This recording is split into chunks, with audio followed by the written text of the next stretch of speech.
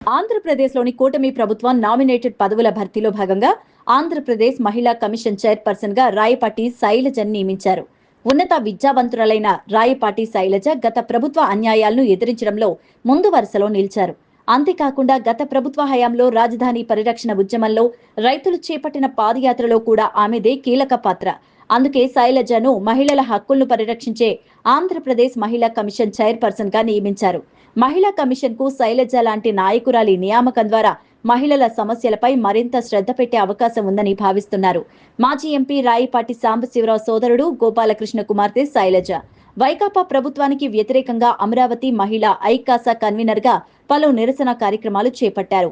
3 రాజధానుల పేరిట వైకాపా చేస్తున్న దురాగతాలను రాజధాని మహిళల పట్ల అప్పట్లో జగన్ ప్రభుత్వం అనుసరించిన నిరంకుశ వైఖరిని ధైర్యంగా ఎండగట్టారు. మంచి వాగ్దాటి విధేయత ఆమెకు పదవి దక్కడానికి కలిసొచ్చాయి. ఆమెను ఇంతకు ముందు పౌర సరఫరాల సంస్థ డైరెక్టర్ గా పదవికి ఎంపిక చేశారు. శైలజ ఉన్నత విద్యావంతురాలు. ఆమె బీడీఎస్, ఎండీఎస్ పూర్తి చేశారు. మహిళా కమిషన్ చైర్పర్సన్ పదవి వస్తుందని ఊహించలేదు. నాపై ఎంతో నమ్మకంతో నన్ను ఈ పదవికి ఎంపిక చేసిన ముఖ్యమంత్రి చంద్రబాబు, ఉప ముఖ్యమంత్రి పవన్ కళ్యాణ్, మంత్రి లోకేష్ కు ధన్యవాదాలు అంటూ గత ప్రభుత్వంలో మహిళా కమిషన్ ను నిర్వీర్యం చేసిందని చెప్పారు.